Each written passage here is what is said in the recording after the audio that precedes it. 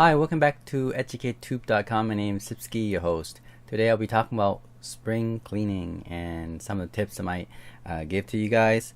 In the last few days I've been cleaning up my basement and all my gadgets that I have lying around and putting away. I do this every other year to see what I have and what I need to get rid of or what I need to sell to make some bit more money. Which one I need to keep. I realized, oh my goodness, I'm a hoarder. I'm a technology hoarder. I actually have a lot of stuff, and some of the stuff I don't even know I have. And in some ways it's good because as I sort through all these stuff or technology or gadgets that I have, now I realize I have at least 10 videos to do and to show you guys. I like to buy very unique technology, and even it's still relevant to today's situation. So I'll show you that in the next 5-6 weeks. You know, we're gonna have at least 6-7 technologies that I kept or that I didn't know I have. I'm gonna show it to you and why I'm keeping them, and some I might just sell it off to get some money out of that. Okay, so here's number one tip. You should have a container, like a translucent or transparent container where you can sort things out. Okay, so all your gadgets and all that. That would be tip number one. Make sure you have a little box container and you can stack them up. That'd be great. This is a small one. I actually have a big like 4 or 5 times bigger size than this one, and I put in those containers, and usually I have a lid and I just put it away. It's for temporary. It's not meant to be stored away for years, but meant to be restored later on for garage sales and all that stuff. Okay, I just want to know what I have. That's all. That's very important. Okay, and tip number 2, you might want to put in a transparent Ziploc bag or plastic bag like this one. Notice I put all my stuff that's very similar together in one bag, and then it's clear because then I can see what's in there, right? And later on I'm going to test whether it works or not, and then whether I'm thinking of keeping it or not. Okay, I used to give away and donate to nonprofit organization. I do less now. The reason for that is when I go to, let's say, Value Village and other organization, problem with them is that it's on the shelf, and I notice that it'll be there for weeks, months, and if it's not sold, they just probably recycle it. And the thing I have a problem with recycling is that, you know, it's going to be just broken down, just thrown away.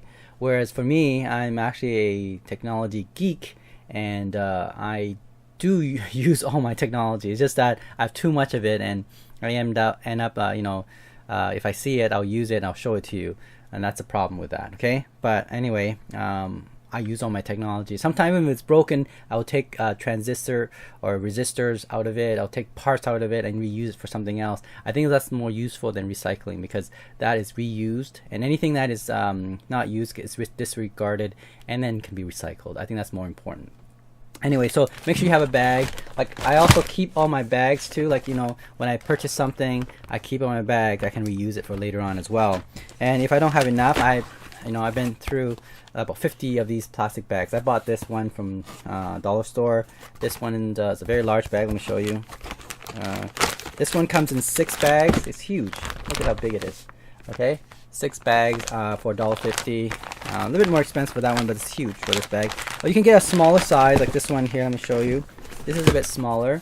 It's 20 bags. It's $1.25, and it's also clear, as you can see. This is for a smaller electronic you want to put in there, and this is for the bigger electronic you want to sort out through there. Okay. The reason you want it transparent is because you want to see it, and then you can label it as well. You can use permanent marker on this bag as long as you have isopropyl alcohol, those rubbing alcohol. And you can use a cloth and you can wipe it out. Okay, that's one thing about permanent marker. It's not truly permanent. You can still clean it up using isopropyl alcohol, and it will work. Okay, and keep these bags. Once you, let's say, sort it out, give it away, and or sell it on Kijiji or garage sale, keep the bag and you can use it for later on for resorting. I went through about at least 50 bags of this. Okay, and you know, I'll keep some of them, and maybe I'll sell some of them. Tip number 3, of course, is to make sure you sort it based on function. Okay, for me anyway, it's very useful. I put it in terms of function. So for example, this one here, I'll illustrate quickly.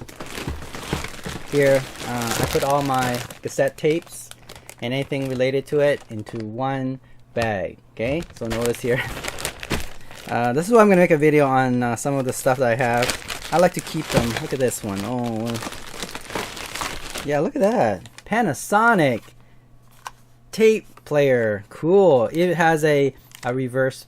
You know, it plays continuously. So once it goes to the end, it'll click on the other side and it'll continue on to the other side as well. It has that feature. Love this cassette tape. You know, it's classic. I don't know. I'm still in love with old technologies because they just function the way they're supposed to function, and they last quite a long time. Remember those tape cassette technology?